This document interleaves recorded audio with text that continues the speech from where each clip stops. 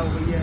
राजा भैया मेरे साथ मौजूद हैं, युवा के प्रदेश सचिव हैं, उनसे बातचीत करेंगे और जानेंगे। अहम बात यह भी है, जिस तरह से हरियाणा में चुनाव हुए, जिसके बाद भारतीय जनता पार्टी के द्वारा अपना दबदबा बनाया, हरियाणा के चुनावों के बाद यूपी में जो हाल है उसको लेकर क्या कुछ माजरा रहेगा, वजह है तमाम जो चुनाव होने वाले उसको लेकर ये भी प्रयास लगाए जा रहे हैं। जिस तरह से हरियाणा चुनाव का जो असर है उत्तर प्रदेश के विधानसभा उपचुनाव पर भी देखने को मिल सकता है। कांग्रेस के तमाम जो मानने वाले हैं और कांग्रेस के प्रदेश सचिव मेरे साथ मौजूद है, बातचीत करके क्या कहना चाहेंगे। हरियाणा में करारी हार भारतीय जनता पार्टी के हाथों देखनी पड़ी है। कांग्रेस उपचुनाव होने वाले हैं, अलीगढ़ में भी विधानसभा खैर का क्या हाल रहने वाला है।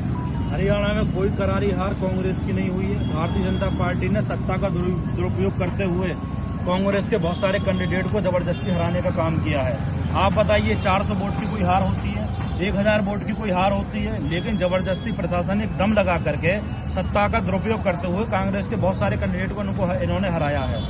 थोड़ी सी वजह ये भी रही कि भारतीय जनता पार्टी चाहती है कि चुनाव ईवीएम से होता रहे और हम जो है बेईमानी करके जीत करें। तो एक वजह ये भी रही। वजह सिर्फ 2-3 हरियाणा चुनाव में जबरदस्ती से प्रशासनिक दम पे कांग्रेस के कैंडिडेट को चुनाव हराया गया।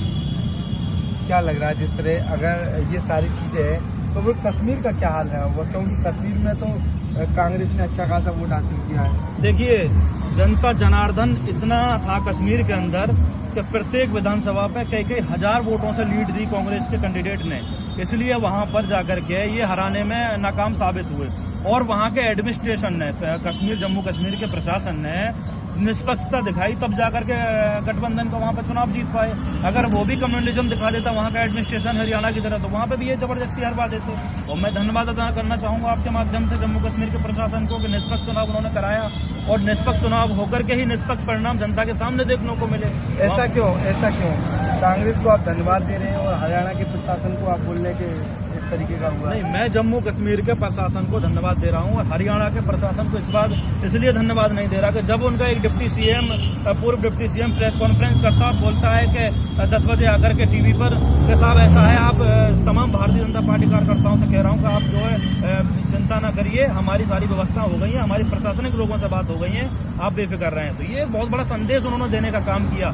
अगर इस बयान को मद्देनजर रखते हुए हम क्यों नहीं उन पर सवाली निशान खड़ा करें कि वहां का प्रशासन निष्पक्ष तरीके से जो है चुनाव करा नहीं पाया। उन्होंने जानबूझ करके भारतीय जनता पार्टी का साथ दिया और वहां के हमारे कैंडिडेट को हरवाने का काम किया। जो बताइए, राहुल गांधी का जलेबी वाला जो बयान है वो लगातार चर्चाओं में है।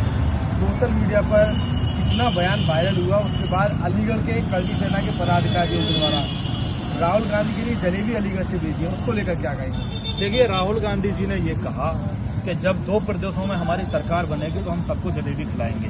एक प्रदेश में सरकार बनी, हमने खुद लोगों को जलेबी खिलाई। और करनी सेना के पदाधिकारी ने भी कांग्रेस की सरकार बनने की जम्मू कश्मीर की खुशी में राहुल गांधी जी को जलेबी भेजी है। लेकिन उनको कहने का डायरेक्शन कुछ और हो सकता है, लेकिन सत्ता वो तो ये बोल रहे हैं वो हार गए हैं, कांग्रेस हार गई है, इसलिए राहुल गांधी ने कहा था तो हम उनको जलेबी दे रहे हैं क्योंकि कांग्रेस हार चुकी है। कांग्रेस को जम्मू कश्मीर में जीत गई है, हरियाणा में तो आ चुकी है, हरियाणा में जबरदस्ती हरा दी है और वो जलेबी ऐसे कैसे हो सकता है? एक जगह जबरन और एक जगह मनमाफी। बताया ना मैंने भी आपको, प्रशासन के दम पर वहाँ के एडमिनिस्ट्रेशन ने भारतीय जनता पार्टी का खुल के साथ दिया, निष्पक्षता नहीं दिखाई। अगर निष्पक्षता दिखा दें, अब उपचुनाव करवा लीजिए, निष्पक्षता दिखा दें, हार जाएंगे भारतीय जनता पार्टी कैंडिडेट। ये सत्ता के दम पर लोगों को ये क्यों नहीं मानते?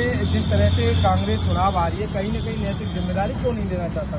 देखिए, नैतिक जिम्मेदारी कोई इसलिए नहीं लेना चाहता। आप ये बताइए कि जिस तरीके से सुबह 10 बजे तक परिणाम एकदम बेहतर होते हैं, निष्पक्षता होती है, उसके बाद उनका मिनिस्टर आकर के कह रहा है, पूर्व मुख्यमंत्री आकर कहता है कि हमने सारी व्यवस्था कर दी और हमारे अधिकारियों से बात हो गई है।